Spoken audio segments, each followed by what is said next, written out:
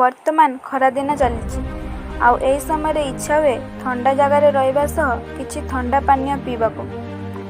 ଆପଣ ଯଦି ବାହାରେ କେଉଁ ସ୍ଥାନକୁ ଯାଇଛନ୍ତି ତେବେ ଗରମରୁ ଫେରିବା ପରେ ଆପଣମାନେ କ'ଣ କରନ୍ତି?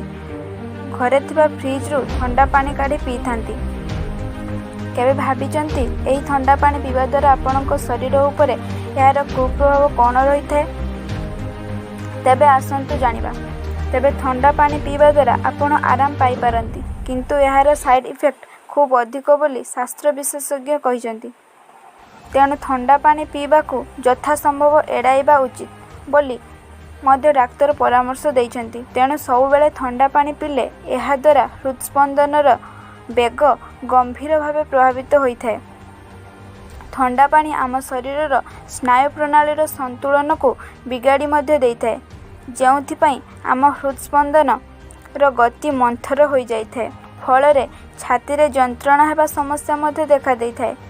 କେବଳ ଏତିକି ନୁହେଁ, ମେଦବହୁଳତା ବଢ଼ିବାର ଏକ ପ୍ରମୁଖ କାରଣ ନିୟମିତ ଥଣ୍ଡା ପାଣି ପିଇବା। ଅନିୟମିତ ଜୀବନଶୈଳୀ ପାଇଁ ଆଜିର ଯୁବପିଢ଼ି ମୋଟାପଣର ଶିକାର ମଧ୍ୟ ହେଉଛନ୍ତି। ଏହା ବାଦ୍ ଖାଇବା ପରେ ତୁରନ୍ତ ଥଣ୍ଡା ପାଣି ପିଇବା ମଧ୍ୟ ଉଚିତ ନୁହେଁ, ଯାହାଫଳରେ ମୋଟାପଣ ବଢ଼ିବାର ସମ୍ଭାବନା ବହୁତ ଗୁଣା ବଢ଼ିଯାଇଥାଏ। ତେଣୁ ଡାଏଟିସିଆନଠୁ ଆରମ୍ଭ କରି ଡାକ୍ତର ମଧ୍ୟ କହିଛନ୍ତି ଖାଇବା ପରେ ତୁରନ୍ତ ପାଣି ପିଅନ୍ତୁ ନାହିଁ। 20 ମିନିଟରୁ ଅଧଘଣ୍ଟେ ଛାଡ଼ି ପାଣି ପିଇବା ଉଚିତ। ସବୁବେଳେ ଥଣ୍ଡା ପାଣି ପିଇବା ଦ୍ୱାରା ଥଣ୍ଡା, ଜ୍ୱର, କାଶ ମଧ୍ୟ ଲାଗି ରହିଥାଏ।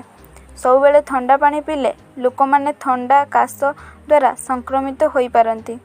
ତେଣୁ ଡାକ୍ତରମାନେ ମଧ୍ୟ ବାରଣ କରିଥାନ୍ତି ଥଣ୍ଡା ପାଣି ପିଇବାକୁ। ତେବେ ଥଣ୍ଡା ପାଣି ବଦଳରେ ଆପଣମାନେ ଚାହିଁଲେ ନର୍ମାଲ ପାଣି ପିଇପାରିବେ। ସବୁବେଳେ ଥଣ୍ଡା ପାଣି ପିଇବା ଦ୍ୱାରା ଶରୀରରେ ସଂକ୍ରମଣ ଆଶଙ୍କା ବଢ଼ିଥାଏ। ଅତ୍ୟଧିକ ଥଣ୍ଡା ପାଣି କିମ୍ବା ମୃଦୁ ପାନୀୟ ପିଇବା ରକ୍ତକୋଷକୁ ପ୍ରଭାବିତ କରିଥାଏ, ଯାହା ସିଧାସଳଖ ହଜମ ପ୍ରକ୍ରିୟାକୁ ମଧ୍ୟ ପ୍ରଭାବିତ କରିଥାଏ। ନିୟମିତ ଥଣ୍ଡା ପାଣି ପିଇବା ଦ୍ୱାରା ହଜମ ପ୍ରକ୍ରିୟା ମଧ୍ୟ ଦୁର୍ବଳ ହୋଇଥାଏ। ସେଥିପାଇଁ ଥଣ୍ଡା ପାଣିଠୁ ଦୂରେଇ ରହିବାକୁ ପରାମର୍ଶ ଦେଇଛନ୍ତି doctor. Bureau report, rare Odisha.